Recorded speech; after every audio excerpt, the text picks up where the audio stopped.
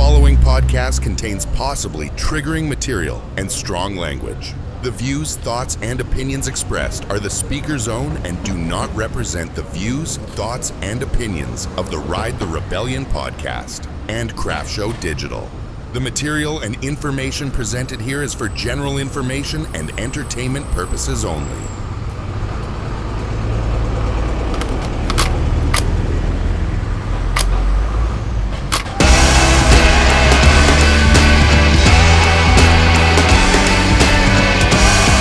What's up and welcome to, the first episode of the year 2025. Here we are, first episode. And so we're back. We took a little hiatus, took a little break. With me as always is the king of the South Alabama, turned down in some circles, father in other circles, a-hole to his wife. In most circles. Most circles. I call him friend. You guys call him friend. He's a good dude, a quality human being. Turns out he's a grip. Didn't know that either. Lots about him, but there's even more we don't know about him. But that is Dale Boyd, who has a degree in sports management. Yeah, thank you. Thank you for the introduction. It was beautiful. We're happy to be here. It's the New Year's 2025. We survived 2024. Actually, I think that we've forgotten. A lot of us have forgotten. The United States has forgotten. The world has forgotten how shitty, to be blunt, COVID was. By the way, real quick. Yeah. Hold the COVID thought. Just one format change on the show. Yeah. Apologies to the moms now. Yeah. Moms, We've decided that we wanted to unlock the shock, if you will. Not shock and awe, but we want to be able to have conversations that are unbridled and untethered. So we don't want to have to think about what we're saying. So also anything said on this podcast, you heard the disclaimer at the beginning, just to reiterate, anything said on this is not representative of me. If I said it, it's representative of me, but it's not representative of my company, nor is it representative of Dale Boyd Sports Management. Yeah, neither one. Just making sure. All right. And he said moms. Our moms actually do listen to this. I get in trouble. I do too. My mom's like, come on. It's true. She has no idea what a 29-inch wheel is, but she's like, come on, it's fine. Same thing. All right, you're saying so I think we've forgotten, like, everybody's like just going on with their lives. Like, COVID sucked. Yeah, it was bad. Like, it sucked for a lot of people. Yeah. It sucked for the conspiracy theorists. It sucked for people that were living through it. It sucked for my wife that's a respiratory therapist. It sucked for a lot of people. And I think that people, like, just driving a car, you realize that people have forgotten how fragile life is because people honk at you for dumb stuff. They get mad at dumb stuff. Like, calm down, bro. Like, it's fragile. So it's interesting you bring that up because I've been thinking about it too, because I was juxtaposing the idea of in 2020 and into 2021, even more so, like not necessarily in the states that we frequent the most, right? But outside of that area. Sarah Gilmore, the young lady that works here, lived in Seattle. They were still on lockdown, like hardcore stuff. And so we've had combos about it. But the fear and or whatever, not making statements, but because people were afraid. People were, in my opinion, people were nicer because we were unified under this weird scenario. 9/11. And there was more forgiveness. It seemed that way, right? Memory says that. Memory also can be tinted gold, right? But memory says that, and now it's like that's all forgotten, and we're just on to the next level of hate. Whoever we can pick on, whoever it's going to be, whether it's political or athletic. It's dunking on people, man. Everybody's just trying to dunk on each other. It's 100%. Like nobody cares if you're cooler than somebody. Like I'm the coolest, literally. For real. Like nobody is cooler than me. So just stop. It's over. Game, set, match. And one thing I know about Dale is he is the most competitive dude, whether it's internal or external. Sometimes you guys see it, sometimes you don't. And I think, unfortunately, it's sneaky.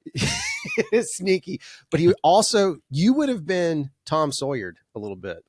I've been like, oh man, I really don't think you could paint this fence that fast. Yeah. And the next thing you know, Dale Boyd's painting fences. The soft member has Tom Sawyered me plenty of times. No, not even fair. Not just you. The soft member is a master. Yeah. The soft member needs to go be on the Sean Ryan show.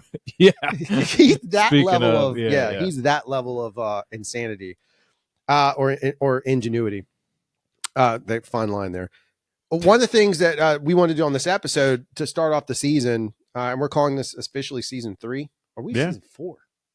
Season 3. 3-ish. Yeah. No, it's not. We started in 21. Man, it's long. we're going into season 4. Yeah. Holy smokes. Seasons change things, right? Yeah, no joke. That's 100% fact. So going into this, one thing is that Dale and I have spent a lot of time together at the trailhead riding, obviously doing that stuff. You guys know that. But we also spend a lot of time in the car together, traveling, whether it's to ride our bikes or work or just in general. So we end up having a lot of these. Sometimes it's post-ride. Like there was it last Sunday where it was just you and me? Mm-hmm. It was beautiful weather. And me and Dale, we only rode 5 miles. We had beer and sat there and talked for 2 hours. And I think it's kind of interesting because we do that a lot. Not just us. I think other people do that on the trailhead. But it got us kind of just thinking that maybe the one thing that we've not done on this show is ever interview each other, kind of establish where we came from. You get little tidbits as you go through. But we wanted to take this first episode of 2025 and basically cross-examine. Dale wanted to be a lawyer, so this could get brutal for me. It's also, you know that Drew and I have been friends. We both like to talk a lot, obviously. We wouldn't have a podcast. But we've been friends long enough now, and it's not a long time. It's only 3 or 4 years. But I know I do. We've told each other the same stories a lot. Oh, yeah. Because we forget we're old. We're like, dude, you get excited about a topic or something, and you're like, dude, wait a minute. What about this? Like, and we'll be driving. Like, I know I've told you the same story like 50 times. I have, like, what is it? Dementia. You forgot. I forgot what it's called. No, that was dementia. a play. Yeah, that was a kind of a play on it.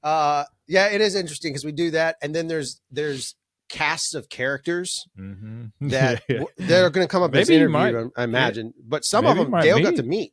Yeah. Dale he got to meet Tony. Yeah. And Tony is a cast of characters. Tony is my Andy. You guys don't know who Andy is. Tony is the equivalent of my Andy in a lot of ways. And so I'm sure if I think back, I have a Jimmy too. These are all Dale's friends that I have never met, but I know pretty well. I told him one-sided. In all fairness, if you guys get to meet them too, digitally or in person, you're going to be disappointed. They're not as cool as the stories. Well, I mean, I love Tony to death, but all I can tell you about Tony, and the Tony you meet now is a different Tony. And everyone that knows Tony from the past will be like, oh no, Tony's way more mellow. So you didn't get the full, you got little glimmers, right? But you didn't get the full blown get out of my car. I think everybody has these people in their life though that like they made an impact on their life somehow, so they became their Andy. Andy is a friend of mine from Ohio, still lives in Ohio, is a great guy. Hopefully you guys get to meet him. But he's the doll from Toy Story. Like he's the Andy that like you take everywhere because he's cool. Right. But in my world, he's maybe a bigger creature. He is a big creature, but a bigger monster, creature that I project onto you. And then when you meet him, you'll be like, he's not my Andy, like he's not the toy that I was expecting. Does that make sense? It's like 100%. A weird analogy that I think everyone that's listening to this can relate. They have somebody in their life that's like, maybe not their best friend of all time, but it's just somebody you've taken a lot of trips with. It's somebody that you've done a lot of crap with that you could call and text anytime and any day. Like I haven't lived in Ohio for 5 or 6 years now, and Andy and I text every day. Right. And it's not even about anything. It could be about a used car I found on Marketplace. And it's nothing like, sometimes I'll just text and be like, dude, I don't even know. We've talked every day. I don't even know what you've been up to. Like it's weird, but it's just the type of shit that happens. No, I mean, I have that. I've talked about him before on the show, Mr. Pickles. Same thing. I mean, I worked with him in Missouri. I see him maybe if I'm lucky once every 2 years. He rides, but and we'll get together, but we don't talk about bikes hardly. He calls me with bike problems. And we all know that's a failure. I was going to say that's like all I can do is tell him basic stuff. He's on the how-to website. Remember those? They have the worst way to fix things. Ask Jeeves. Ask Jeeves. But yeah, I'm just trying to relate it to other people. I know we talk a lot about things that we do and say, and it becomes like, wait, that's their conversation, and people listening don't even understand. Yeah. But if you have somebody like that, they're valuable to you, right? Yeah. Don't forget them. Reach out to them, talk to them. Because maybe you're there, Andy, right? Maybe you're their person. So and it doesn't have to be so introspective or emotional. It could be a used car on Marketplace. It's just something people need, that interaction. I think it goes both ways. Yeah, because I think it also with the amount of social media and again, we're guilty of it on our own social media and on the show with the amount of social media that exists. If you think about what the projection of social media is, that is the projection of social media is the moment of pain I'm in, or all the great things I've done, or I don't do a lot of social stuff because I just don't care. I look at other people's stuff and I think it's great and I take it for a grain of salt. But I've had people say things just on a business level, like, well, I guess you guys aren't really busy. Mhm. No. You don't seem to understand. I'm so busy. I don't give two fucks about social media right now. I am literally so busy that my intent is to do my job so that I can go see my family and hang out with my friends. Or if I do have time, I'm going to take that to call my Andy. Yeah, right. Or text my Andy or whatever it may be. Like, Exactly. I'd rather do that. And people know it. And now I have friends that know I'm in the car before it. They're like, where are you driving to? Because I call so many people when I'm in the car. So I think it's that idea. And I think part of it is like taking that time just to be thoughtful of it. Let's just transition here. I think that this is the thing that's awesome is like somebody that is your Andy you grew up with. They know a lot about you. We don't know a lot about you. Like I know bits and pieces. I know more than most, but like, let's get everybody on the same page. Like with that way they understand the stories that come up. Right. So you say we'll be their Andys. Maybe. I mean, I can't wait to tell him that he is is this an adjective? Is he like he's a person, place, or a thing now? It's a noun. I don't know. I'm a very terrible. specific type of noun now. He's an object. He's an object. He's somebody's object. Yeah, let's just sure. say that. There's been times. So there's some things that I know, and chronologically, it's going to go out of order when I ask you these questions. But so some people know this. Some people might not know how, why, or when. But you toured with a band. I did. A big band. When you were younger. Yep. So how did that happen? What band was it? And like, just tell us a story about it. Like, it doesn't have to be about the band, but like, what did you do with them? All right. So back in the day, there's a dude named Alex Rivera. Shout out to Alex. If you ever see him at Target, go up to him and just call him Booty. That's what his nickname was. But anyway, this guy, Alex, was at school in Auburn. Another guy named Doug. I can't remember if Worley was there or not. Anyway, this band called the Bloodhound Gang was playing a house show in the basement of a house in Auburn, Alabama. So we're all college-ish age. Shit, I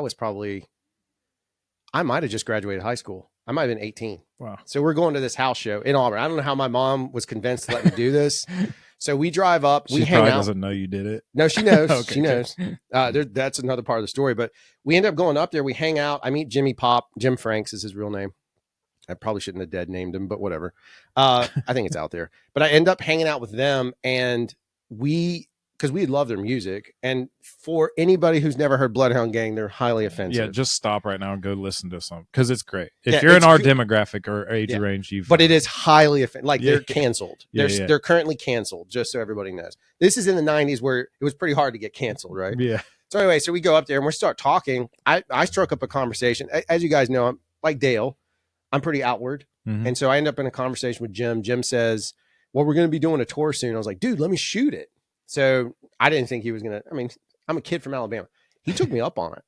So I pestered him a couple times to get it, but I mean, he essentially took me up on it. So I get flown up to Philadelphia. I live outside of, it was like Collegeville or something like that. It's not where Penn State is though. It's because Penn State's where's Penn State?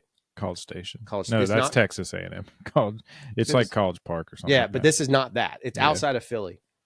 And so I'm up there with them for a month before we go on tour.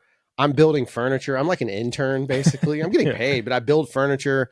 They give me a Hi8 camera, which is a cassette. How big are they at this point? They have just dropped the Firewater Burn record. Okay, yeah. But right before the tour they're about to do. Oh, yeah. So this is the tour for We Don't Need No Water, Let the Motherfucker Burn. It's that album, right? It was Geffen Records. Yeah. So they have not toured yet. So this is tour support. So anyway, I get the Hi8 camera. I build furniture. I help him with his taxes. It's all kinds of Jim, by the way, the singer of the Bloodhound Gang, as perverse as they are, is straight edge. He does not drink. He does not do drugs. That's crazy. He does not have a sex addiction. He is like very straight laced. In fact, the Bloodhound Gang is run. I learned this on tour. Is run like a corporation. He is the CEO, and then each member, based on their seniority in the band, has a percentage, and it's run like a corp. Yeah, it's crazy. It's crazy. Dude. So anyway, so I end up there. We go on tour. I tour the entire United States. There's tons of stories about that I'm happy to tell. You know, I don't want to take up all Dale's time. There's a lot to that. We tour the U.S. And I get to see the entire United States at like ways I never thought. I meet all these girls because it was crazy stuff that would happen. Like, it's also scary as a dad now. These girls would show up on the bus and they would literally pull their pants down. So they were naked and they would the dudes would sign their inner thigh or just above their business. And it was like, I'm filming it, but I'm like turning the camera away, and Jim knew I wasn't going to do it, but the guys would get mad at me and talk shit because I wouldn't film these because it's exploitive to me. It's like, plus you don't know if they're teenagers. The stupid bass player had a laminated card that said the age of consent in every single state. Oh my god! So, dude, it's cringy. I'm telling you, it's cringy. But Jim was not that way, nor was their guitar player Matt Lupus.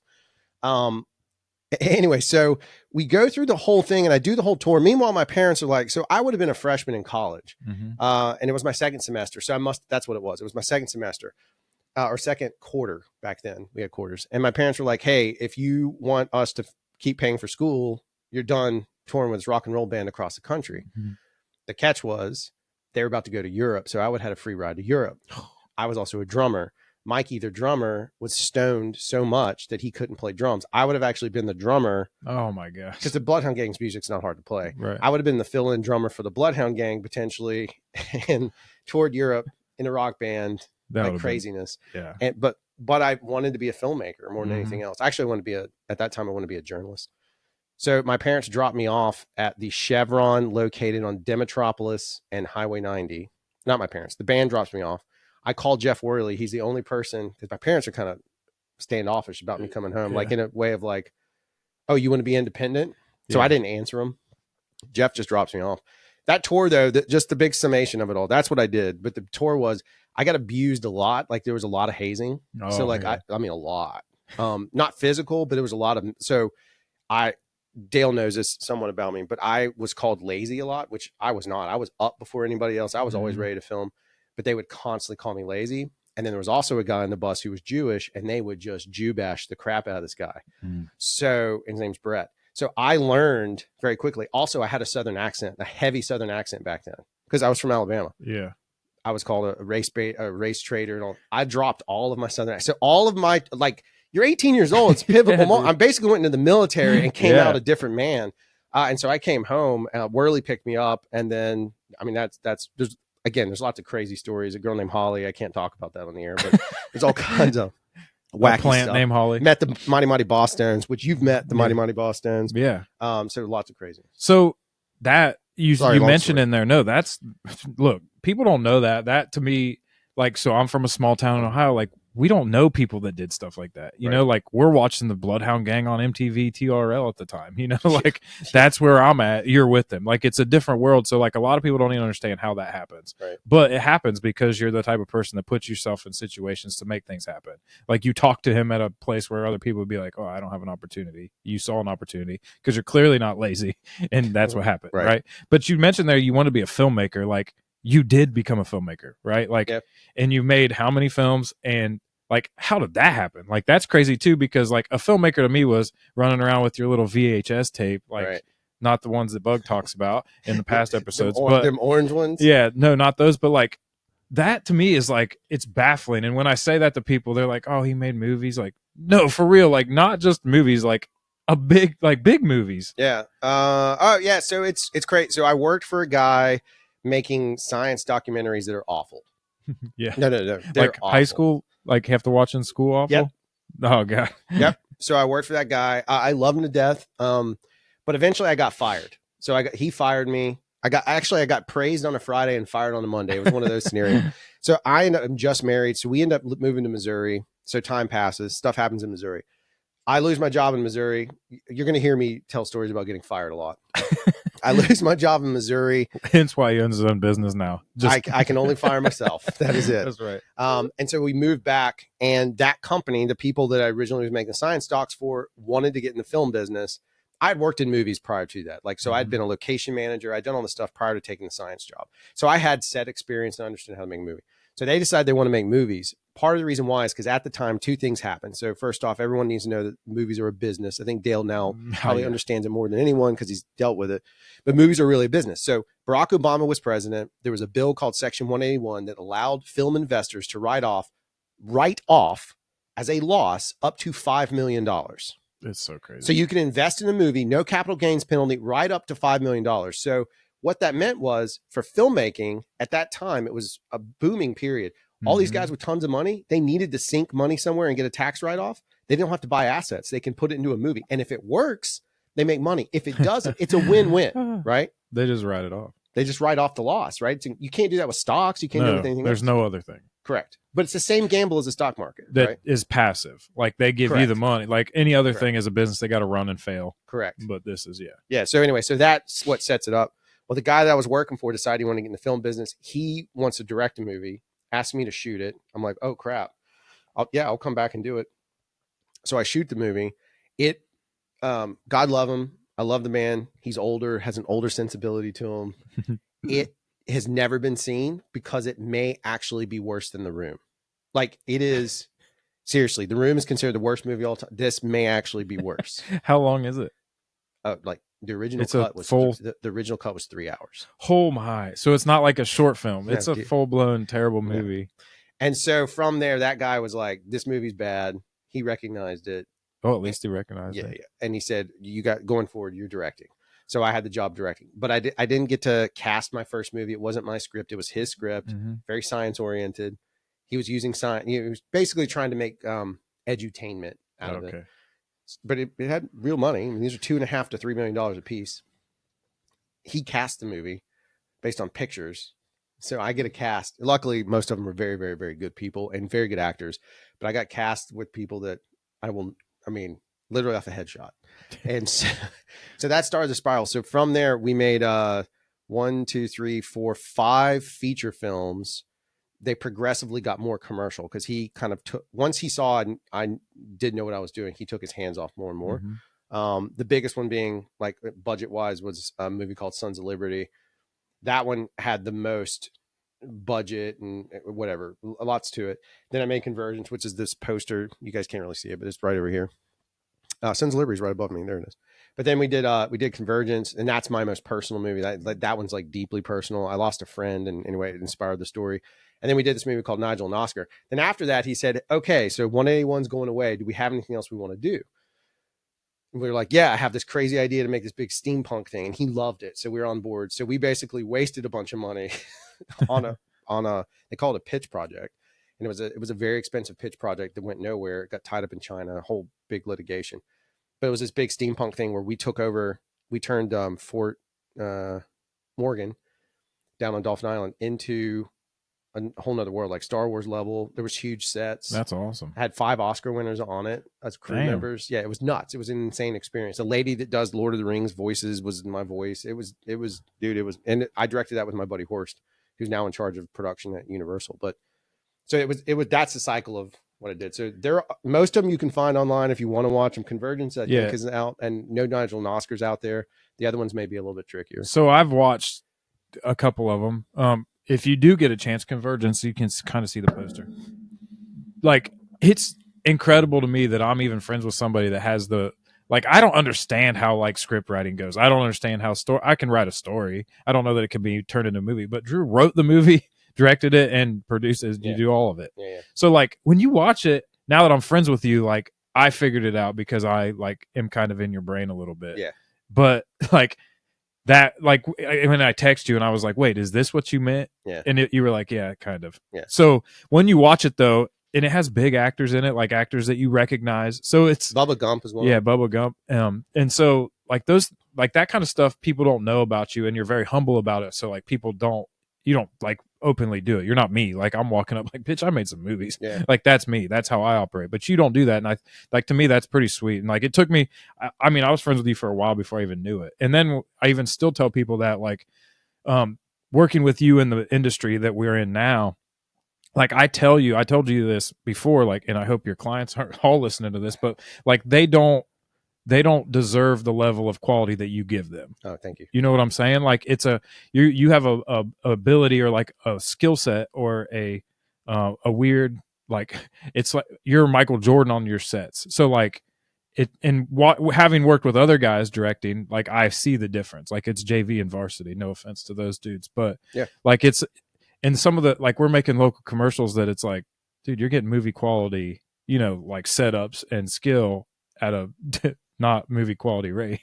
So, but I know that's back to your personality because you did that on purpose, right? Like you came to this world to do that, to like, you didn't stay in movie because you wanted to go to ad, right? Like you wanted to help local businesses, right? If I'm going to be brutally honest, and I don't know where I'll land emotionally because it's a forever wound, but like that, The movie stuff fucked me up pretty good. Like Convergence fucked me up, not just because I lost a friend and I that's like the most personal thing I've ever made. Right.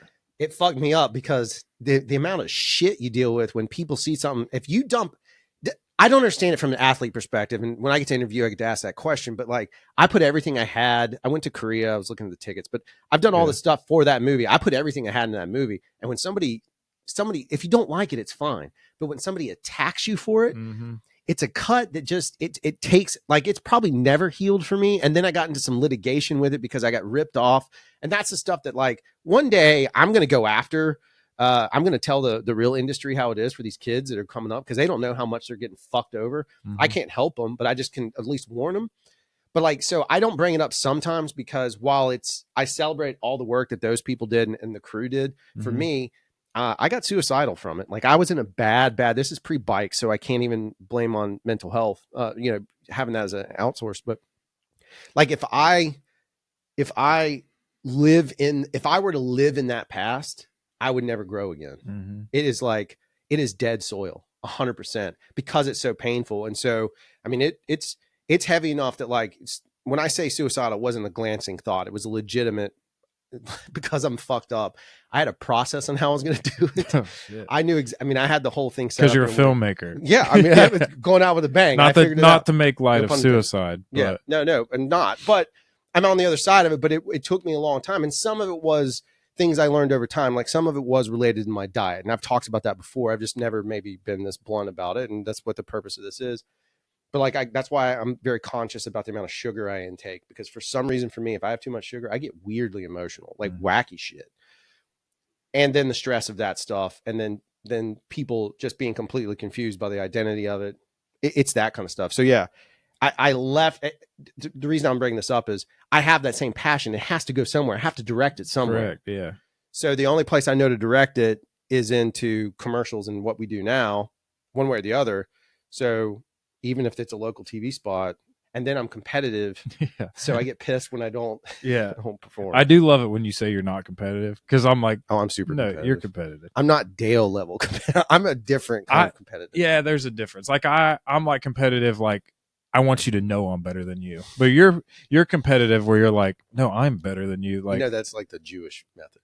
I don't know. The Jewish method is the reason people hate Jews. Yeah. Seriously, they want you to they want to prove that they're because better. Jews don't have to say anything. Right. They just do it. And then somebody's like, that freaking Jew. Right. Okay. So think about what it is. What is it when you Jew somebody down? Yeah. What does that mean? mean? You're winning the battle of that means the Jews won. Right. You're winning the battle because you got them for cheap. So like, that's like a sneaky Jewish thing. Right. Like, that's the truth. I'm not being mean.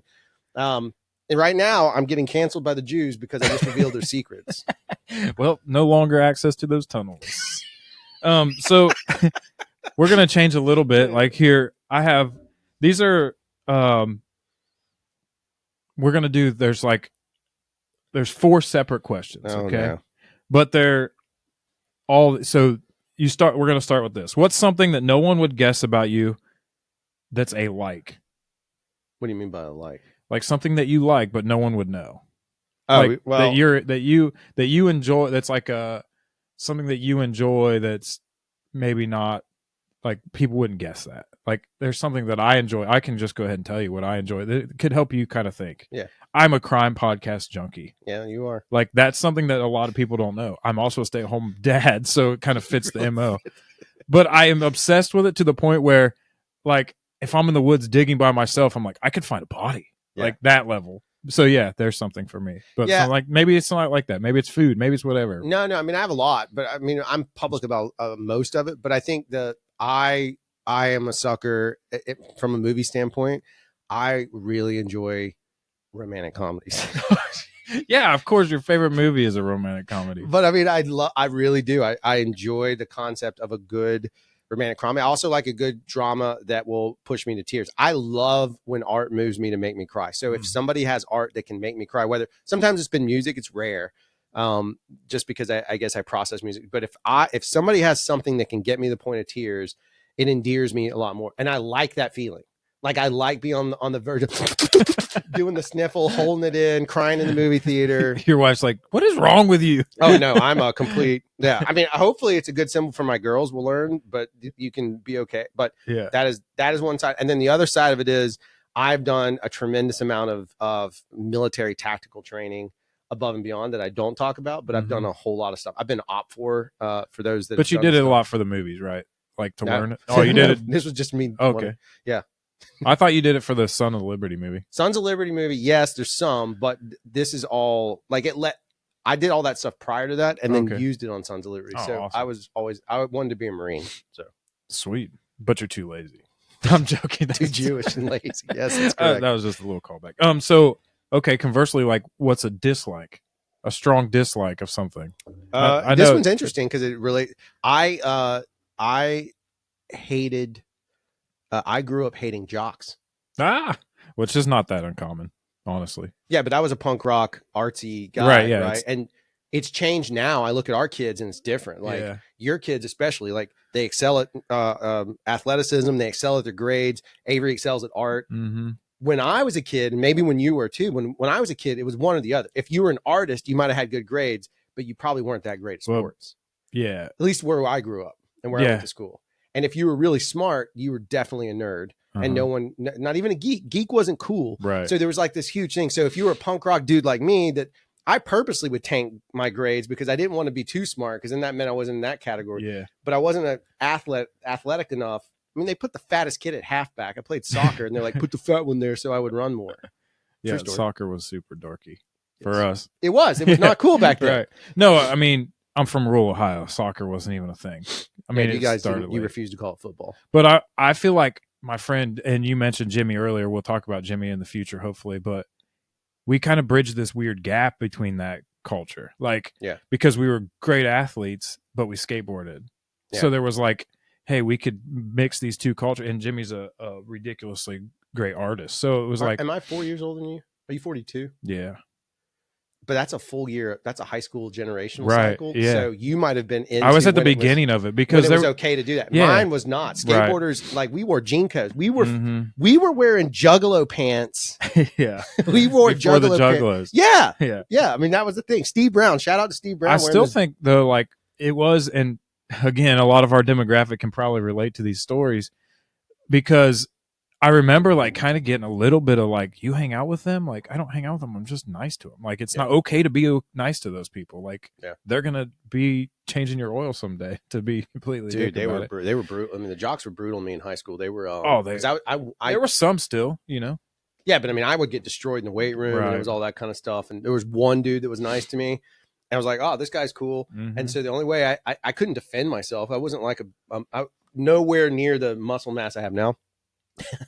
And so I told him I was a Satanist, and I just spouted off some ritual sounding shit, and nobody fucked with me. That was the end of it. But that was my freshman year. It was also meant I was isolated for a long time. Yeah. Until I met Jeff Worley. So he's one of my oldest friends, and I was friends with Tony. But you know, Tony was like me. But that's why you're competitive in Tony was a little more athletic. Competitive in the emotional aspect rather than the physical. Oh yeah, dude. I learned to be as a director. I had to back off when I in the dating pool. And I probably, you know, with my wife, what is it called? Out of my league, or what? There's a term for it. Outkicked your coverage. Outkicked my coverage. Thank you. But when from high school to there, I figured out, okay, well, I'm not going to be physically athletic. I will win with manipulation, and I was a piece of shit. Like I knew how to manipulate situations. I did not take advantage of women because there's a lot of history there, but I could get dates, and I didn't give a fuck one way or the other. If you said no, I would just walk away. And that was a fish hook. Yeah. But I mean, pro tip for anybody that struggles with dating, if you're a high schooler, for some reason, listen to this stupid ass show about two old guys talking about it, straight up, I would tell the girls like, hey, listen, I'm going to ask you a question. If you're not interested, just say you're going to wash your hair. And they'd be like, what? And I was like, yeah, listen, just if you're not interested, just say you got to wash your hair. I was like, do you want to go out? And she would be like, this girl, she was a soccer player at South. She was like, oh, I'm going to wash my hair. I was like, cool. And I just walked off, and she goes, hey, wait, come back. Yeah. Right? Fish hook, boy. Yeah. She turned out to be stupid, but typical. She was a Suave user. You needed those Pantene Pro V. Yeah, that's what my wife uses. I know. See, that was one of my questions. Puts the lotion in but the I'm basket. Gonna skip it. Okay, just to finish the last two. Yeah. We had a like, a dislike. Yeah. What's a fear? If I'm honest about it, Alan knows this, the soft member. It's probably that my team doesn't like me. That the people around me, whether it's friends or whatever, I don't actually care about what strangers think of me. I very much care about what my friends think of me. So I have a fear of letting them down. So we will finish this and I will go back to work on a Saturday because I have so much, because I don't want to fail the rest of it. So I think it's not failure I'm afraid of. It's specifically failing individuals that I care about. Right. Okay. That's fair. Except for my wife. I don't care. From an athletic standpoint, I don't give a fuck what my team thinks about me. That's correct. That's where we're different. Yeah, that's where. I mean, I do because I want to lead by example. Like if I'm good, the team's great. That's the way I think about it, and I think that you probably feel that way too. But I know that emotionally, you're like, no, they're my level of effort. Their family and their life depends on my level of effort, which is similar, I guess. It is. Yeah. It's a Richard Marchenko thing, who was a famous Navy SEAL, and his whole thing was he made it all the way through Vietnam being a point man. Right. Like that is unheard of. Yeah, that's crazy. But he's also like, his one finger is the size of my hands. Like he's a monster dude. And I always took that to heart, being somebody who loves the military type stuff. And so Marchenko was always that, but he had that mentality of like lead from the front. Right. The downside of that, though, when you get into business, that I've learned from the soft member multiple times, is leading from the front gets you killed for no reason. And puts you out there for no reason, and then everybody behind you fails. So it's that. So that's my fear is that level of it. Okay. And what's a dream that you might have? Like, I want to retire next year. No, we got a Dale Boyd plan of I want to. I actually want to sell, or I either want to take Craft Show, so current company. I either want to take Craft Show and sell it, or I want to turn it into. Well, I had another dream. I had a dream to make $1 million as a businessman, and I did that for the first time this past year. You helped that happen too. But my goal, and when I say that, I didn't make $1 million, my company did, but we made $1 million revenue. And then, so now I would like to sell Craft Show, or then I want to be able to have an RV, have my mountain bikes. I basically want John from Nonstock's job, except I want to go tell stories of small towns. Because the one thing I love more than anything else, the thing that I find most fascinating, which will parlay directly into our conversation eventually, I find a small town amazing because I've never experienced it. I live in a mid-sized city. Right. A small town's a completely different environment, good or bad. But there's always going to be more interesting characters because the microcosm's so small that, to me, it's instant drama. Right. I just want to go tell those stories. That would be the dream. But I got to sell this business, or it's got to run itself. Either way. That kind of, I mean, my next question is similar, but I think you just answered it. It was, what do you want your legacy to be? Yeah. And I think that's probably it. Like that and I think you've summed it up in all of those questions. Like that was kind of my thing, was like, in your like, dislike, your fear and dream is your legacy. Yeah. Essentially. If you think about it emotionally, like you can derive it all from those questions. I would like to think that it would end up being that professionally, it would end up being that these small businesses that we helped, if they were able to scale and become bigger booms, it'd be that. It would be that my kids could figure out what they want to do, and it doesn't have to follow my footsteps. They can do whatever they want to do. And I don't mean like legacy wealth, but they can have the same drive that I had, because my wife doesn't necessarily share that same experience. She has an idea, but she doesn't have like, I'm going to go be a filmmaker. And so I think I'd compartmentalize that stuff out. But yeah, I mean, ultimately for me, selfishly, it would just be able to travel around and tells people stories. I love telling people stories. And everyone has a story, and they love to tell their story. Dude, it's awesome. Sometimes you learn more from a conversation than you do anything else. Right. I had a couple other questions, but there's one that I really want to get to, because I thought it was awesome, and I think that you'll laugh about it a little bit. But like, if an alien abducted you, and they said, tell us one story that'll either make us smile or make us cry. Either way, what would that story be? Oh no, man, that's tough. By the way, if you don't make them smile or cry, they die. You die. Oh, I was about to say, well, if the aliens die, good. No. I have a morbid fear of that is of aliens. I sure do. Look, and then I just pulled you back. Of grace. Oh, specifically grace. Yeah, it's because of signs, dude. Yeah, I can't handle grace. I cannot handle the concept of grace. It freaks me out. I don't know. I think the story I tell people, or I've told people before, is it relates to I guess a lot of my identity is in wanting to be a filmmaker. It's kind of like you with basketball. Once that's part of you, if it never leaves you, it may change over time, right? It's your identity. It is your identity. You can't get away from it. Maybe different for women, but at least for two dudes sitting here, it seemed. So I tell the story of, so I was flying out to University of Nevada, Reno to go to, I wanted to be a journalist at the time. So filmmaking wasn't always my first choice. I thought I wanted to do it, but then I thought I won't make any money. So I you do that thing where you're like, well, I won't be successful. So I shifted my dream. What at the time was successful? Journalism. I'll go be a documentarian. I'll be a photojournalist. And so I was flying out to University of Nevada, Reno. And as we were flying out, I'm like listening to DJ Shadow, Changeling. It's track number 4 on his first album. I'm looking out the window and it's just right about sunset. And so we're above the cloud line and the sun is setting. And so what I look out and see is what we would describe, or what I've seen pictured as, literally the visual of heaven. It was all gold. There was even like a part in the clouds where, like, it was meandering like a river, and you couldn't see the ground below it, but it looked like blue. I mean, it looked like the quintessential Pearly Gates scenario. And I'm just sitting there like, this is the most insane thing ever. And the music plus seeing that, I was like, oh, that's what I want to do. I don't forget journalism. I want to do this. So I end up going, landing in Nevada. I have to stay somewhere. My buddy ended up lying to me and I couldn't stay at his house. So then I stay in a Motel 6 where a murder happens. Seriously, like on the other side of the building, a murder happens. I don't wait. Like, it happens. The cops are there. I wasn't a witness, so I just leave. I just run. And so I don't have a car because this is pre Uber, right? This is 97, somewhere around there. I just leave. And so now I'm also time out. You missed your complete journalism opportunity. I know that was it right but there. That's the thing, because I was no longer interested. The truth of it. Yeah. So the next day I slept outside, literally kind of like in an underpass situation. The next day I dressed as I was with my bag. I changed my clothes. I go to the meeting. The meeting is at University of Nevada, Reno. I'm going to the journalism department. The reason I wanted that school is I had the most Pulitzer Prize winners. I go in. I don't give two craps. I'm done. I want to be a filmmaker now. Like, it's clear as day to me. They ask me questions and I'm just like, I don't know.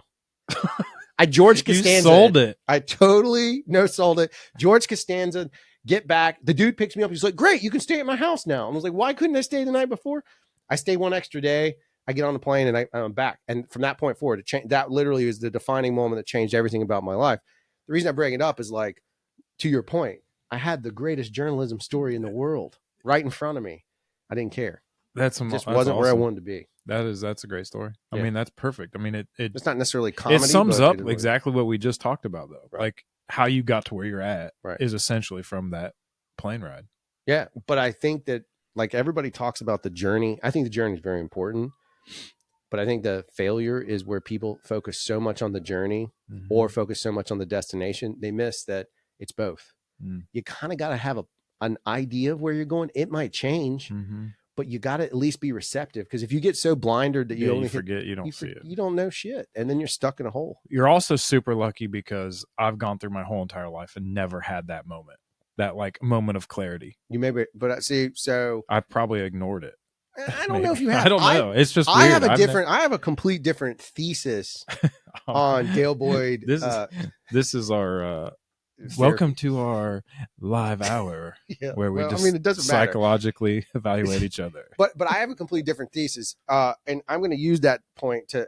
Are you done with questions? I think that's it. Yeah, I'm good. Yeah. So my thing is most people don't know. They know that you're from Ohio, but what I find very fascinating is your history in Ohio. So can you just simply, without, like, you can talk as long as you want. We can go Joe Rogan lengths. Yeah. We'll go Sean Ryan 5 hours. Give the origin of, like, your athletic point of view, because basketball was a core point of your life. So was football, though. And I think that's what people don't know. Wasn't football a big point too? So can you give that little setup and then give me up until the day or the moment that you decided to say, fuck it, Casey. Did y'all have kids yet? Yeah. Avery? Both. Oh, snap. When you say, fuck it, we're packing up our kids and moving to Alabama. Culture shock. So what is that line of process from there? So start, like, back. So little known fact, I broke my back when I was growing up. Like literally broke my spine in two pieces. I was really, really, really good at football. Like maybe better at football than I even understood. Maybe my mom's probably listening, thinking that it's probably true, but I don't know. We played sports all the time. I just understand football. I understood it then. I understand it now. But when I got tackled, I broke a lot of bones. I dislocated my elbow, broke my collarbone, broke my ankle. My back was obviously the biggest one. I got tackled once. I don't know that it's when it happened. I don't even know if it happened then, but I just know that I went to go have a physical done. I had scoliosis. They said, let's x-ray I it. didn't know you had scoliosis. I didn't know it. No one did. Oh. The scoliosis was from the broken back. Got it. Okay. So like they x-rayed it, found out the back was broken. Never had pain or anything. So to me, it was like, what are we doing here? Like the doctor, my mom worked for one of the best orthopedic surgeons in the state of Ohio at the time, ironically. And so I go in there and I love this guy. His name's Dr. Nowitzki, but he's look at me dead in the face. And he's not a guy that has conversation. He's a guy that is an orthopedic surgeon. He's straight to the point. There's no BS. It's that guy. He looked straight in my face and said, you'll never play football again. And maybe never any other sports. Like, you're done. I'll never put my license on you playing football or anything ever again. And so it was bad. It was like, it was that time of like, there goes everything. There goes my life. Like, What am I doing? Like, that's everything I've ever done. So, like, I just remember my mom saying, like, there's other things you can do. And I'm saying, like, no, we got to get another opinion. Like, everything's over. Right. You're a kid. My son, I'm trying to, like, now as a parent, my son has never had an injury. He's never had anything taken away from him. So he doesn't understand. He doesn't have that chip. Right.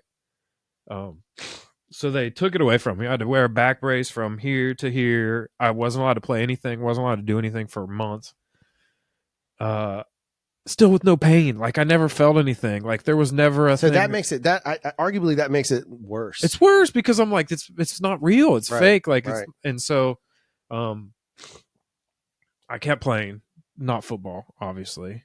There was a time where I was like, I can play football. My mom's like, well, I think somebody said it, I don't remember it exactly, but there was like I think it might have been him, Dr. Nowitzki again, maybe, but it might have been a different doctor that said, everybody has a chance of being paralyzed playing football, but your chance of being paralyzed is much greater. Oh, geez. So it was like that moment of like, fine, I'm not playing. And this isn't before middle school, this is like 5th and 6th grade. This is how I'm emotional about it, but that's like where my life changed. So I was like, all right, I'll just play basketball or baseball. I still played baseball.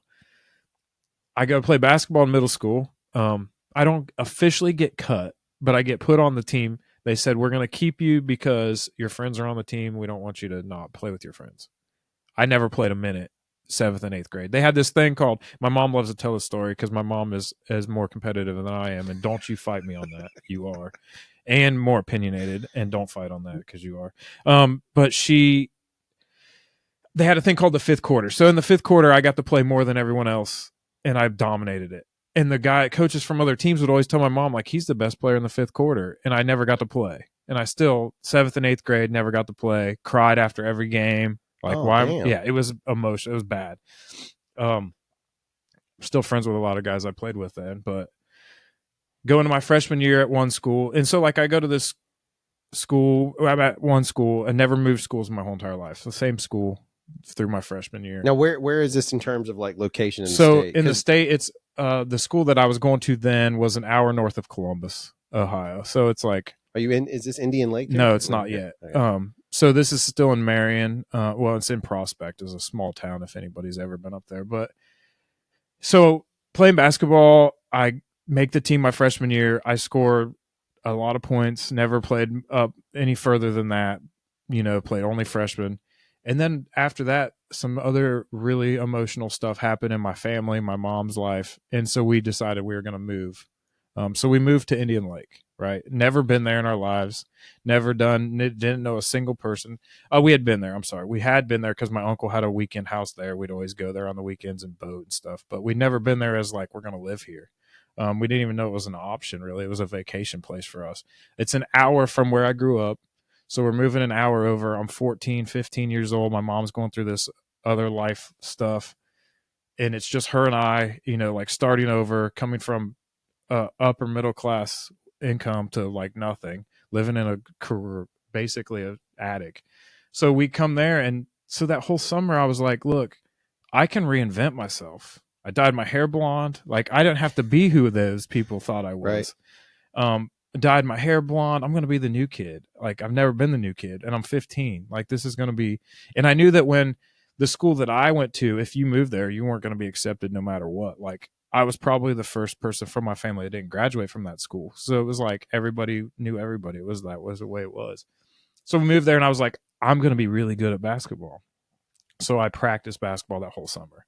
Like, that's all I did. I didn't have friends, so just practice.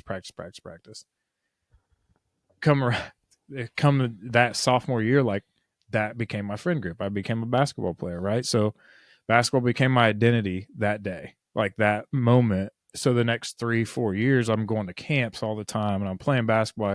In between my junior and senior year, I went to some blue chip camps that were like the top 250 players in the country at the time, and like did some really cool stuff that I never thought I would do as a middle schooler.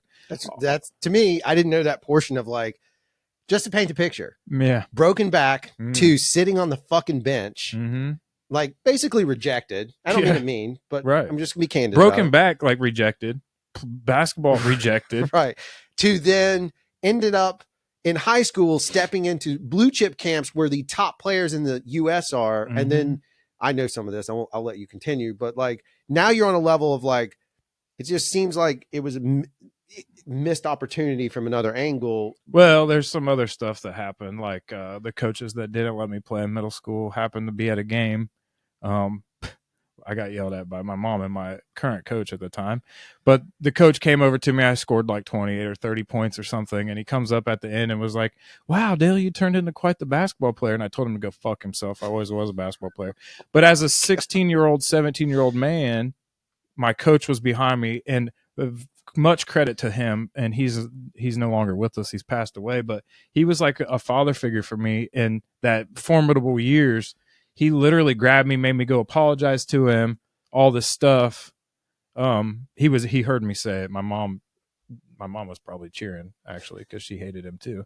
But it was one of those things too. Like, I would do it over again. Like, if I had the chance to tell him to go fuck off, I would. Yeah. But in hindsight, I should thank him, because he's the chip that I carry, probably still to this day. Right. He's one of the reasons why I wanted to go, do that, like, to prove it.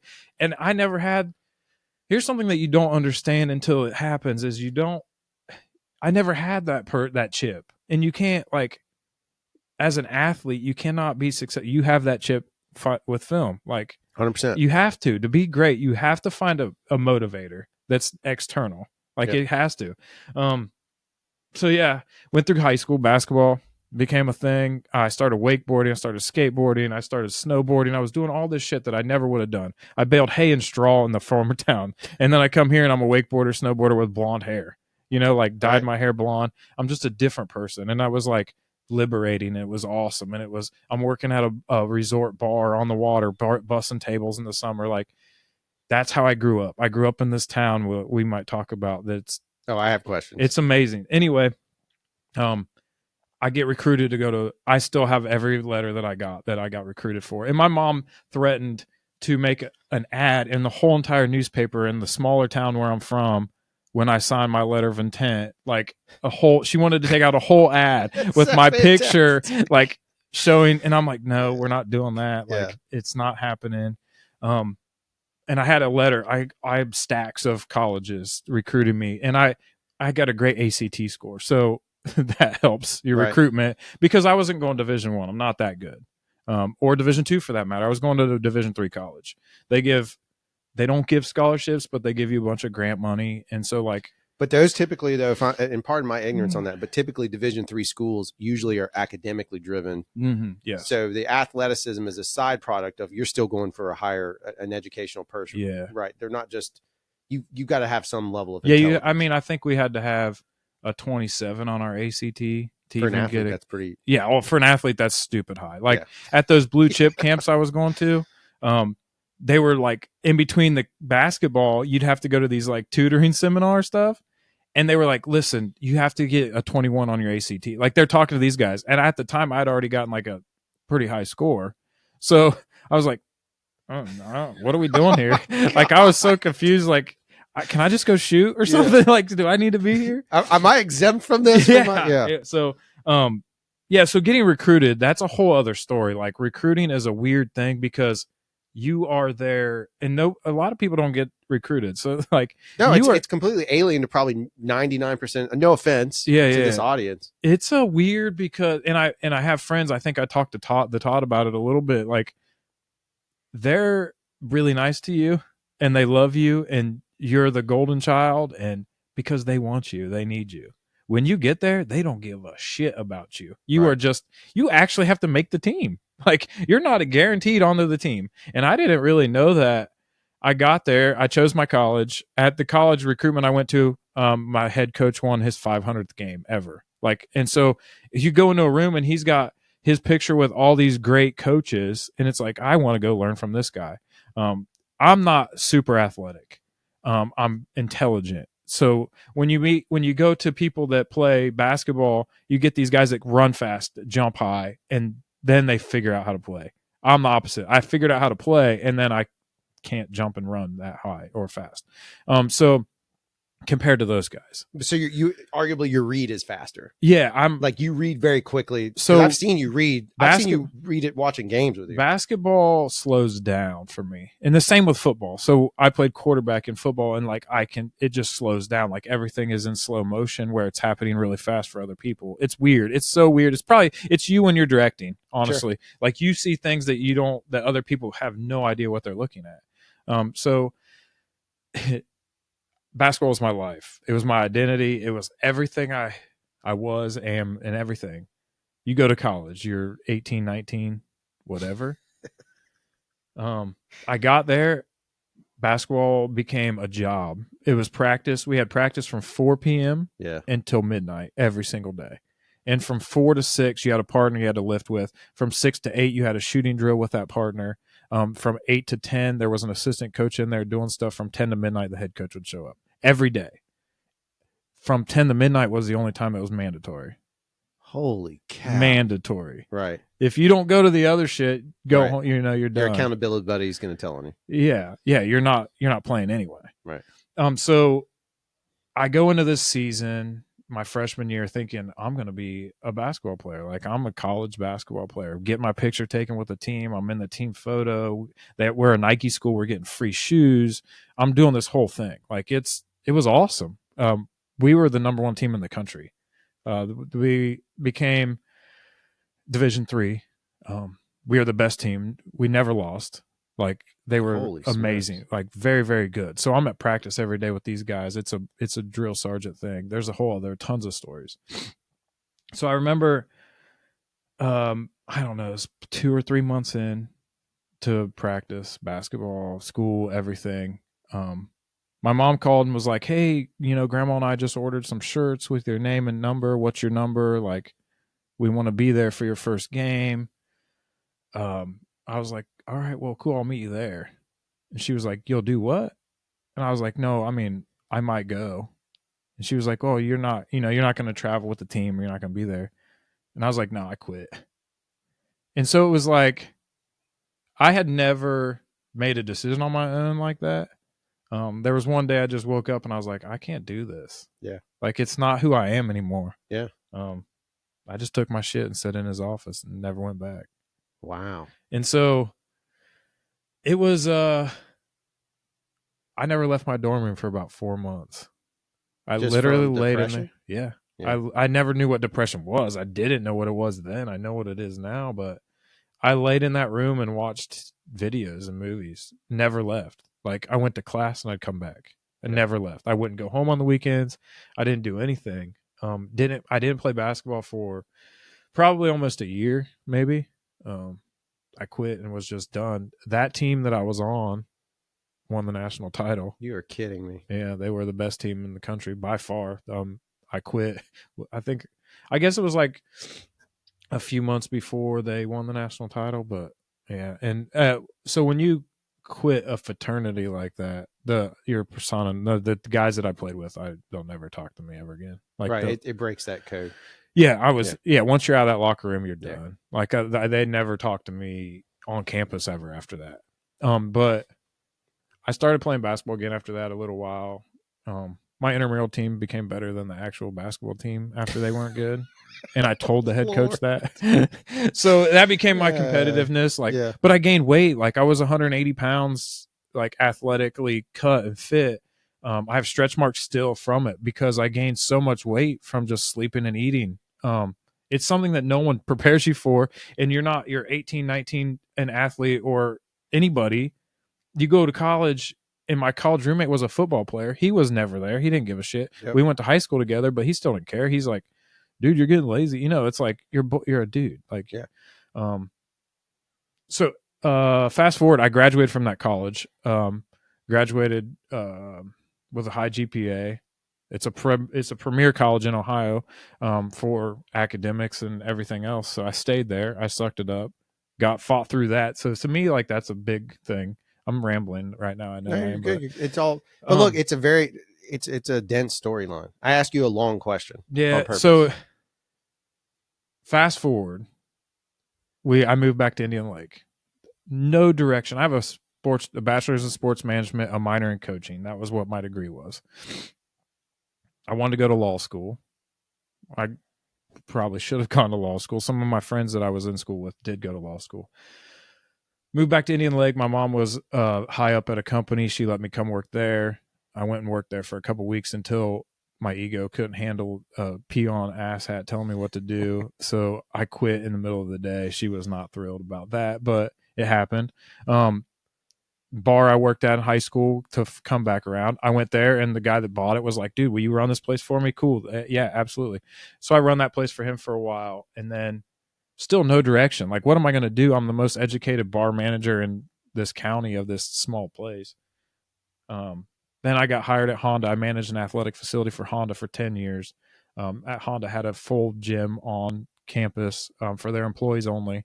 Learned a lot there. Got my personal training license. But I'm also coaching high school basketball at the time. So I became a high school basketball coach.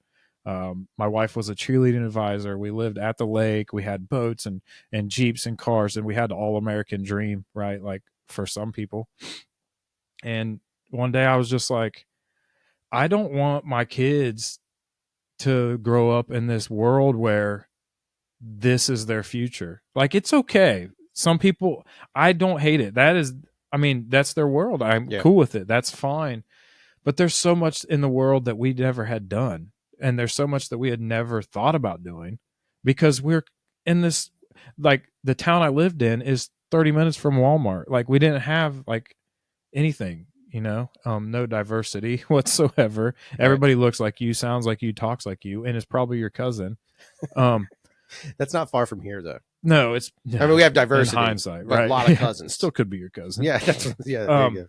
But yeah, it was. I just told my wife one day. I was like, "Listen, let's move. Like let's quit our jobs and quit everything and move. Like our kids are young. In my house, it's probably similar to how it is now. I didn't realize it then, but I was kind of like the organizer. I was like the glue that would like get everybody together. I've since learned that no one does anything now that I moved, but it was crazy and no one could understand why. So we sold our house and everything we owned except for our beds and our clothes and moved here. And I had never been in the state of Alabama my entire life, like not one time. So this is a blind move though, with the exception of Casey's, your wife's family. Yeah. Had a little bit of an anchor here. So that's the only anchor that gets you. Yeah. Before we go with that, let me go back to just because you've talked about this before. You've said it on this podcast before. We've talked about other stuff. I didn't know as much about even some of that I learned from. Mm-hmm. The whole thing about Indian Lake, when we have dialogue about it, that's fascinating. Is there's a Stephen King show that was called The Dome. You remember that show? Yeah, I do. And it was about a dome that goes over a town. And how you've always described it to me. You've never used that. I loved that show, by the way. But that's what it felt like. Like you were trapped on the inside, but you could see the outside. Yeah. But the outside barely comes in. And if it does, it's there for a moment and gone. Can you just describe the fact that it's for some people, it's a resort town. Right. So not only do you have the pressure of what you have inside of it, which is a smaller community, but then you get an influx, a lot of people, and then they're gone. Can you maybe describe that? Because I think that's that environmental factor. Yeah. And you got a whole slew of characters that come with there's that. Characters that are probably more of my story. But so Indian Lake, where I'm from, is the Indian Lake region. There's no town called Indian Lake. It's the Indian Lake region. My brother still lives there. He loves it. He's a sheriff deputy up there, but dog warden. Sheriff. He was a full-blown sheriff deputy, but dog warden. You don't ever call him a bitch warden? No, I do. I figured. Yeah. I just wonder. Yeah, mom's like, don't do that. Yeah. So I know how competitive they are. Yeah, my brother and I are ultra competitive and way different. Yeah. But he's a better athlete than me too, which is depressing. Other story. Anyway, Indian Lake is a region. It's a whole region. It's a 5,000 acre lake, second largest man-made lake in the state of Ohio. We had 10 bars on the water, pull your boat up to. McDonald's is on the water, pull your boat up to it. Taco Bell, dock, old time, donut shop on the water. We have festivals all the time. The lake freezes in the wintertime and you snowmobile on the lake in the wintertime. In the summer, it's boating all the time. 99% of the people that live at Indian Lake do nothing with the water. Like, they don't even act like it exists. The rest of us enjoy it. We love it. We do all the touristy stuff in the summer. There's 3 beaches, and by beaches I mean like somebody broke up some sand in a quarry and poured it out there. Right. But it's still a beach. It is what it is. You're in rural Ohio. It's 60 minutes from Columbus, and it's in like the closest town's 25 minutes away that has Walmart and all the big stores. So it was like we had Ace Hardware and small like mom and pop grocery stores, but besides the corporate restaurants, we didn't have anything. We have marinas. We have I don't know, boat places that are marinas is what they are, but basically it was all self-contained. And Indian Lake, what I learned the longer I lived there and managing the bar, I became, and coaching basketball and being a good basketball player from there, I learned that it's a melting pot of people that were running from a lot of stuff. So you get a lot of people, and it's very expensive to live there. Like the water houses, the houses on the water, and the houses around are expensive. So like the people that have houses there, it's not cheap. So they're running from something, but they're wealthy. Yeah. Not that that helps anything, but so they're all there. They're either there because they got divorced, or they're there because they got in trouble, or they're there because whatever. So now you got all these characters from all these other areas, like bringing in all these problems, but they're all still the same. Culture hasn't changed. It's all the same, like demographic of people.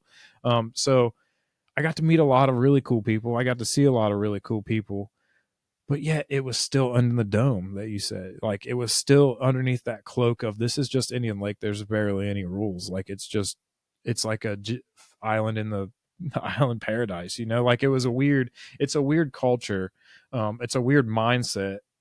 And it was funny because the Indian Lake people like act like, well, the city folks, they come over and they try to treat us like, well, yeah, you idiots, we are. Yeah. Like, we're basically like running around doing whatever without any lawlessness, you know, like not crazy stuff, but like we drank every day and drove boats around. Like, right. It's our like second Nate, you know. Andy and I have so many stories to bring Andy back in, but that, like, there's so many things that we did that's crazy. Just like, it's not, but to us it was normal. It was like every day. It was just our lives.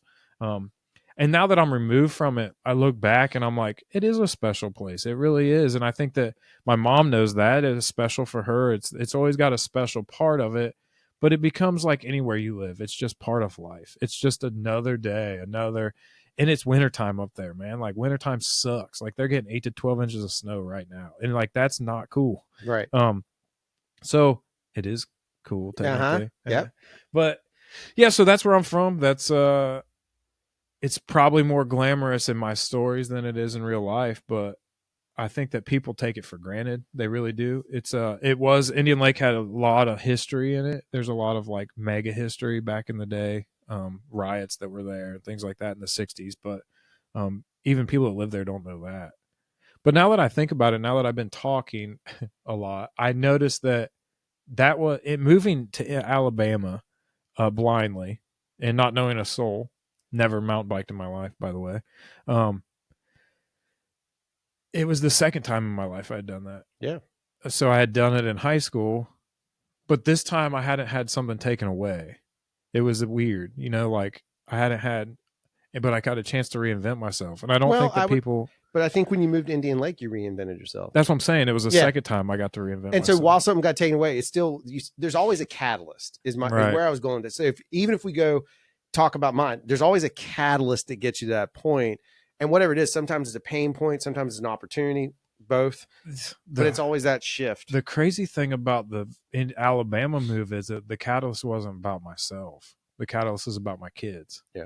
Because maybe I was running from my pain and I didn't want them to feel the same thing, or partially also because I'm in a world of like a perpetual cycle of, I could have stayed at Honda for the rest of my life and been miserable about what I was doing and shallow in my mindset for everything. Because Honda runs everything there. Honda is manufactured there. Everything's done there. But that's not what I wanted for my kids. Like, I don't want my kids to think that's all there is to life. If they moved, if one day they move back there and that's their life, cool. They're not going to. Like, they've never once said, I miss it. But yet all my friends from there were like, how dare you move your kids away from here? How dare you, because they wanted my kids for them.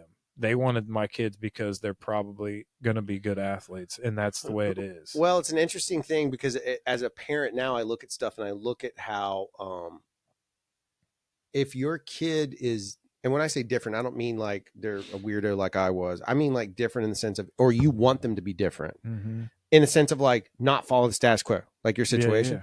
Yeah. You made a decision to say like, hey, I want you guys to at least have. So if you look at it, if you take anybody and you put them in a box, like if I push my kids towards acting, they find it on their own. I don't push them towards it. But if I push them towards it, it's easy. I can put them in the box. I can control the box. But instead, I've always had, me and Sarah agreed a long time ago, hands off. They find what they need to find. Now we'll drive them for their grades. Right. But they find their own sort of voices and things. Essentially, the shift you make is much bigger than that. Because if you think about it, you took away the limitation from your children and offered more opportunity. The challenge with that, we've talked about this before, but it's always the same thing. Anytime you take something away, there's always a risk, and there's always where there's somebody else that's like, well, you made the wrong decision. Why? Because they're probably sitting in envy. Yeah, right. And a lot of times they're stuck in that same boat. And look, they made their own choices. You got to support them, but it's that game. I deal with it all the time in the movie business. That's the other side of it too, is like people here would be mad that how did you get the movies? I should deserve the movies. No, I stepped into it and then I changed it. Same thing you did. I identified an opportunity. It's not luck. You just put yourself in the right position. That's exactly right. How many shots did you make that were lucky shots? Yeah. Very few in reality, unless you closed your eyes and literally threw the ball behind you. It wasn't about what I did that day. It was about what I did before that day. That's exactly right. Yeah. It's my wife and I, Casey, and I brought her with it on this wild ride, right? Like there was, that's always the weird part as a husband. Yeah. And now she, like, even when we moved, and I mean, it's a running joke, like she works and I take care of the kids. And for a while that was hard for me. I was the opposite of what I was used to doing. I was the breadwinner and she was going to college. And so now, and I know that she doesn't always agree with it, because obviously she has to go to work while I'm going to ride my bike or do, whatever. But I think that for us, it works. For a lot of people, it wouldn't. But it was a leap of faith. And I told her constantly, like, we can always go back. Like, we could always go back to Indian Lake. And when we go back there now, we're like, we are not coming back. And she's from a smaller town than I am. She's not from Indian Lake. She's from a town close to Indian Lake that's even smaller. Like, her parents sold their house to Amish people to move here. Like, that's not even an exaggeration, like literally to Amish people. So she has her own stories of her own failed things, but she was a collegiate level gymnast. Like, could have gone to college at Ohio State to be on the gymnastics team or tumble or be a cheerleader there, and didn't do it because of the small town. Like, people literally tethered to you to not let you go. Like, they're so afraid that you're going to go find something out there that they can't, or were too scared to discover, and you're never going to come back. And that's what happens. Yep.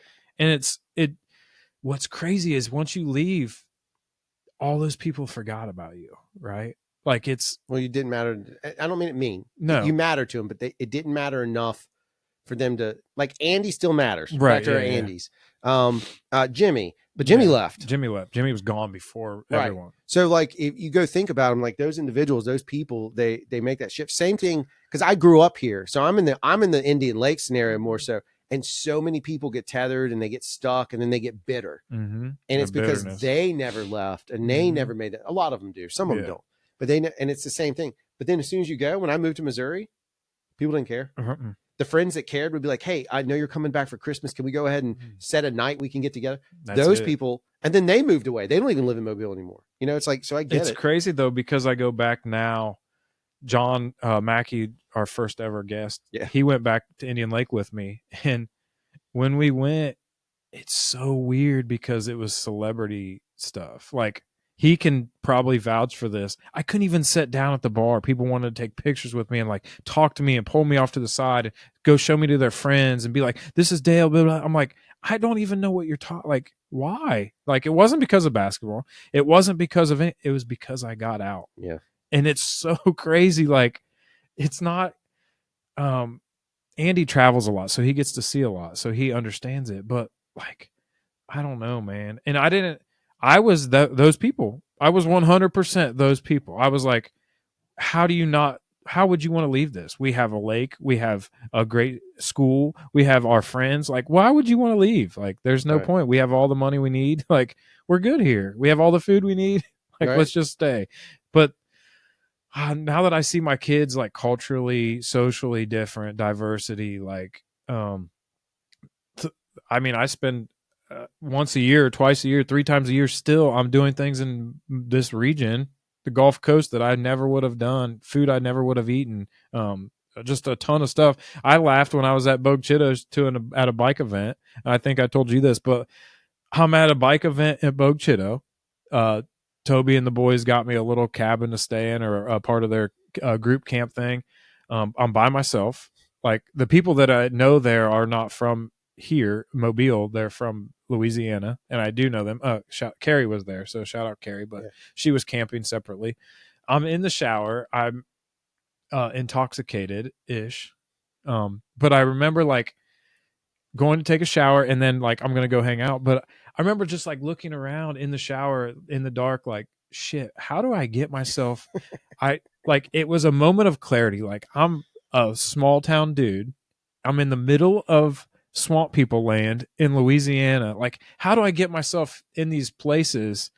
And I always make that joke, like, I'll take places I never thought I'd be for 1,000, Alex. Right. Like, that is, I spend my world, like, that's my days. Like, and a lot of people don't get that opportunity.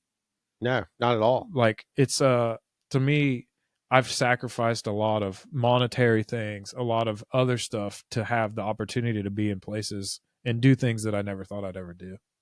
Yeah, I think it's interesting because if, like, even, I don't know, man, I think we talk about it a lot, but I always tell you the same thing of like, I may have gotten on a bike because I rode when I was a kid, and we all have that stuff and whatever, but I would have never had the relationship I have with you now. And obviously I value a whole lot, and you know that. And I say it on this a lot. But had you not made that move, or Jakey Poo not pester me, or Todd Hall not pester me to go get on a bike, we wouldn't have, if I hadn't had a bunch of stupid cameras mounted to my bike like a weirdo, you wouldn't have jocked me, and I wouldn't have been like, fuck that guy. No, you know what I did, Jew? Yeah. Are you going to wash your hair, Jew? Yeah, you did do that. Because I actually wanted to be in front of the camera because that's my ego. True. That's true. And instead of being like, dude, you want to video me? Yeah. I'm like, dude, what a douche. Like, what do you got all this shit for? And then you're like, hold on, I'll show you. Like, followed me around with the camera. And then it was like, there we go. You saying I got Tom Sawyer? you motherfucker. Yeah, but I think it's just interesting because all paths lead somewhere. The thing that's always been fascinating to me, specifically, the more time I spend with you about your story, most people stare at fear and they freeze. And that is not a pun for Aaron Friesmeyer. I have never seen you freeze, but maybe once or twice. And what I mean by freeze, you took a pause, like what most people would have been frozen. I've seen you take a pause and consider it, and you'll think through it. The fact that you do that, the benefit that you're going to offer to your kids so outweighs any monetary value. It just does. Like, it's the same thing. Like, we can either live and die on this planet as robots, or we can go out with a bang. And it's like, your kids are going to end up in this position, most likely. Either way, they've already had a life experience. They wouldn't have had any other chance. Absolutely. They see more stuff, go do more things. So, I mean, I don't know. It's just interesting to me that out of all the people I've met across my life, I have never met anyone that you'll own it or you'll lie about it to yourself. But I've never seen anybody that will just step like it's a pause. You don't freeze. You pause, you think about it, and then you somehow overcome it, which I don't understand. You just do it all the way down to like stupid shit, like setting up grip equipment, even though yesterday we both look at like idiots trying to put up a flag. We won't tell Brandon that story. We got it. Yeah. I just think it's fascinating and it comes from that space. So I'll tie us up a little bit. So what is to fire one of your questions back? What is something you said the true crime podcast one, so I'll skip that. Yeah. So what is something what is that fear point for you? Failure. What kind? All? Yeah. Probably similar to yours. I don't like letting people down. Yeah. But I think that I'm really good at putting myself in positions of success and rather than failure. That's why I didn't succeed at real estate, because I failed too much. And in real estate, you have to put yourself in failure spots that you're going to fail more than you're going to succeed. Yeah. Which is ironic that I'm a basketball player, because you fail more than you succeed at basketball. But failure is probably one. Death, 100%. Really? Yeah, I'm terrified of it. I genuinely did not know that. Yeah. I went to counseling for it for a while. When I was younger, I'm kind of not as, I think I deal with it more now, like that I have kids, like that fear creeps in more now, but it's not like it comes and goes. Like I don't consciously think about it all the time, obviously, because I do things that could kill me. That's what I was about to say. I mean, out of all the riders that listen to the show, but I'm also afraid of heights, and I snowboard, and like, so it's part of like, oh wow. So when I snowboard and I'm on the lift, I'm freaking out. I get off the lift and it's exhilarating. So like when I do crazy stuff on my bike or I do crazy things, it's like, I don't know, it's a weird, but I don't consciously think about it then. It's when I can't sleep on my back with my hands like this because it's the death.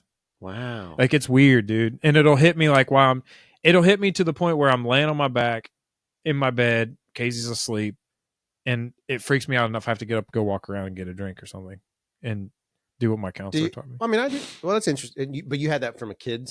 You've had that for a while? Yeah. When I was a kid, it was bad, but now it's not. It comes and goes now. Every once in a while, I'll get that burst of anxiety about it where I'm just like, holy fuck. It's going to be over. And I don't think about it very long. And I've said it and I stop saying certain things. I don't have necessarily that level of it. I think mine is it's interesting you bring it up because I would have never pegged you for that. Just the fact that I've watched you do shit on the bike that would kill you. Yeah. Just firsthand. All right. So then we got to go to the alien question. So what is I mean, a lot of your stories are legally.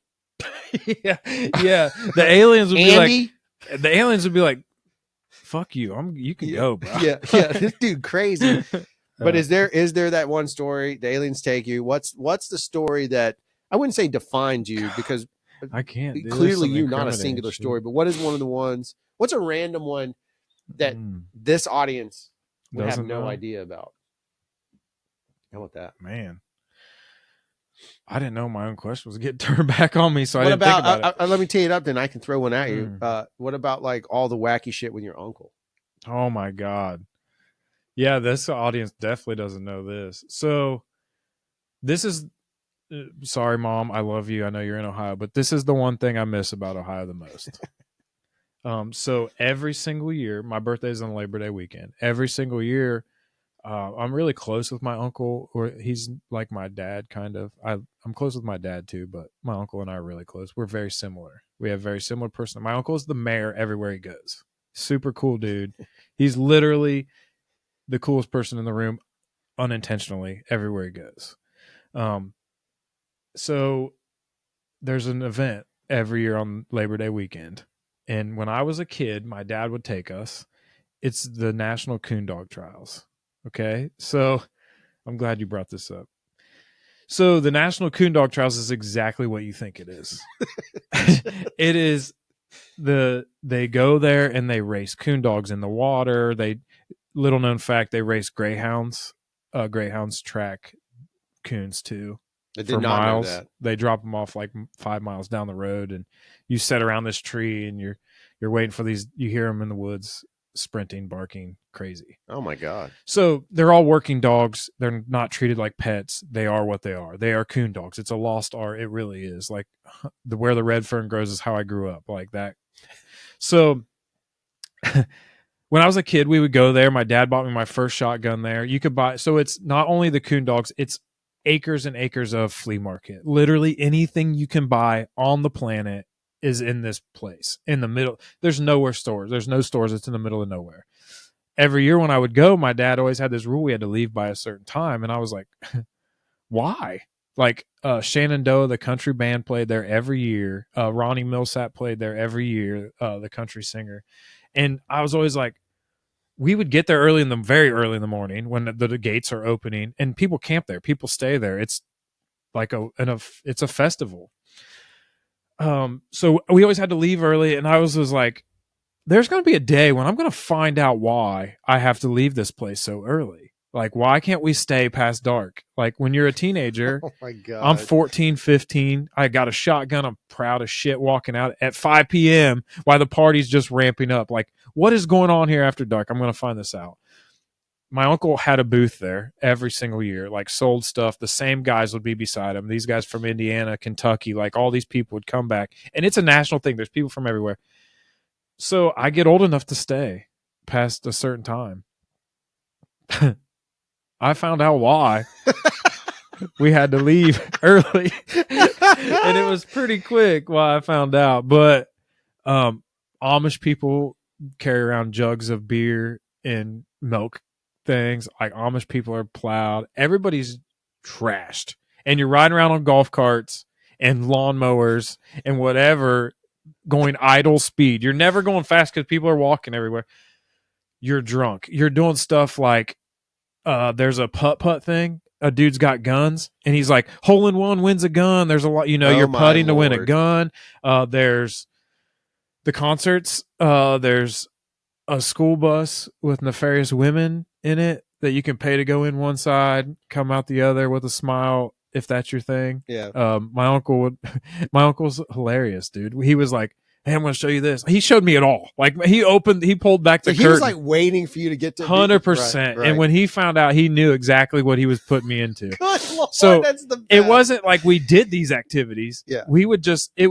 He took me on the like tour through the Wizard of Oz, like on a golf cart, like the self-guided magic school bus tour through the National Coon Dog Trials that he'd been experiencing for 30 years at this point. And my uncle holds a beer on his belly. Like that's how he drinks his beer. Like he holds it. I just remember at one point when I was old enough to be there, him and I sat on the golf cart with our feet up and our beers both on our belly, just observing the school bus or observing whatever's going on and thinking, damn. So I did this with him. This became our ritual. Like every year I'm there. I ended up paying for a booth. I stayed with him the whole weekend. One year we went to the Millsap and Shenandoah concert. We come back and one of the guys was like, hey, how was the concert? And my uncle's like, I don't know. Go ask Ronnie Millsap. He saw more of it than Dale did. For those that don't know, Ronnie Millsap is blind. Like, so it was Good that Lord. Kind of that. So yeah, the National Coon Dog Trials is I love it. It's like heaven on earth for me. Like it's no holds barred. It's not, people might think it's a super racist thing. It's not. Like there's every race there. Like It's not, there's not people out there like Klan rallies. It's not like that. It's just very, very good old boy, like the little rules, like just kind of, it's probably a Renaissance fair for hillbillies. That's what it sounds like. I mean, it sounds like literally that, the Renaissance fair for hillbillies. Yeah, dude. And there's people are dressed up, I imagine. Oh yeah, or like, dressed down, dressed like Daniel Boone. Like with raccoon hats and the whole thing, dude. I mean, you could go buy coonskin, you could go buy furs, you could buy literally anything. My wife would come. She would come for 1 hour ish in that window, and there was a blanket guy she always bought a blanket from, and we still have those blankets because they're awesome. Oh but my God. she would come, not very often. So it moved from out in the country to a fairgrounds. And so at the fairgrounds, my wife's job was just down the road from. So she could stop on her way and give me supplies through the fence while I was there for a week. I'd go from Wednesday to Sunday, and she would always like, "Hey, it got really cold. I need you to bring me some jeans," like, and throw me jeans over the fence and wave and keep going, like no cares. One time my wedding ring got lost or broken. I didn't know. It wasn't, I mean, you're not getting laid there. There's no there. If you Unless are, it's the school bus. Right. But if you are, you're not. You're dirty. It's gross. It's not a thing. So my wedding ring got broke or lost. So I go get my supply kit that she left for me outside the fence, and a wedding ring that I had ordered came in. It was like a rubber one, and she put it in there. It's just a funny story. But yeah, so that's something that aliens might be like, I don't know, dude. We might not. I don't know. That might be the most human experience they could ever have, is going to the coon dog trials, or the reason why they're not here. Oh, fair enough. They're like, look at these primitive apes. Yeah, we don't need to go back there. Just let them keep playing with their dogs. And I don't know. It kind of makes me want to go. We got to take the show on the road and go to the coon dog trials. That's a documentary, bro. 1,000,000%. If you could go back to the original field where the old man started it and do the characters, I bet there's VHS footage somewhere. It's frowned upon. I doubt there's VHS footage. If there is, it would be. There was no power out there, dude. Like, so no one had electric. So like not even like news crews would show up or nothing? Fuck no. Like that would be, the news would be scared to go. Like, think about it, dude. Everybody there has a gun. You're not allowed to have ammo there. Like, that's against the law. Yeah. Like, there's cops at the gate checking everything you bring in. But everybody has a gun and they're carrying them. Like, you should see dudes like with full guns everywhere. Like, news wasn't going on. I don't know. I gotta figure this out, because that to me is like, that's like the other side of juggalos. Oh, 100%. And I mean, no offense on either way. I'm not calling your people. But if juggalos, you think about it, there's people there that aren't legally allowed to have guns, I'm sure. Oh, yeah. There's some nefarious things happening with those guns, I'm sure. Dude. Yeah, I mean, I don't know. That's what I'm saying is like that. I've seen some weird stuff in Alabama, but nothing to that extent, right? I've been to I was blindfolded once and taken to a cockfighting ring. That's that was a whole weird thing. Probably but with those dudes. Yeah, but they maybe they go to the coon trials, coon dog trials on the other side of it. The coon dog it's a thing. It's awesome. It's called Max's Trader Days now. Oh, interesting. Mm-hmm. They still have dog races. Like, there was a dude that had a tied up deer. Like, what? I'm telling you, there's some crazy stuff. I've seen some crazy stuff. We're gonna dig it up. And I'm not that guy. I'm that preppy kid that played basketball in high school. Like, I shouldn't be there. Yeah. But I am, and I love it. And those are like my roots. There's other roots in my family that we can't discuss on this podcast. Yeah. Well, you could, but it's might take legal action. Is probably a documentary. Yeah. So I feel like, is there anything else you wanted to add? I always say that at the end of the interview. No, I think if anybody takes anything away from this, first of all, it's emotional for us to sit down and if someday our kids get to listen to this, great. Yeah. Take chances, dudes and dudettes. Like, how many times in your life have you been presented with a fork in the road and you've taken the easy one? Take the hard one and see what happens. Yep. You never know. You could end up on tour with the Bloodhound Gang, or you could end up living in somewhere that you wouldn't believe. Or at the coon dog trials. That fork isn't hard to make a decision. I'm telling you, if you came there, we're going back. I'll get us a booth. I think it'd be amazing if we did the podcast from there. Fuck, I don't even know. I just want to interview people. Dude, there's a guy that goes every year still, sits across from my uncle from Tennessee. They bring 10 guns, wear bib overalls. That's it. And they make moonshine in the hills of Tennessee. And I drank a thimble of it and thought my eyes were never going to work again.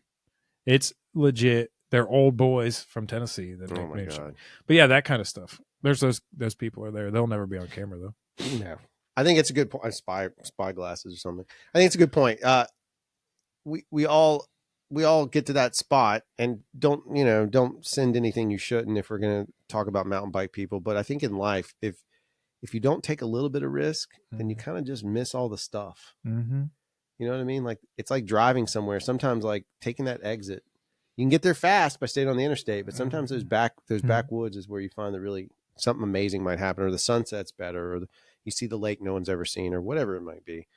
I think it's pretty good on that side of it. I think that yeah, go ahead. It kind of like this podcast might take risks, right? We've taken risks, you and I, over the last 3 years. Oh yeah, the risks that other people have ridiculed us for, or talk shit about, or been like, oh yeah, you guys got a podcast. Okay, yeah, but you're not doing it. right. Like, it's a risk that we're willing to take. It's a time that we do out of our own thing. So whatever we do going forward, just know that we're doing it for us more than you. Yeah, to be completely honest. No, it's the truth.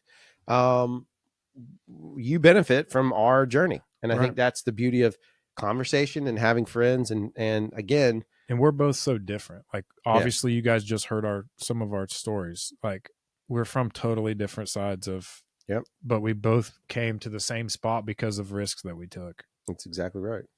It's exactly right. All right. Well, I'm not gonna do big hubbaloo. I'm just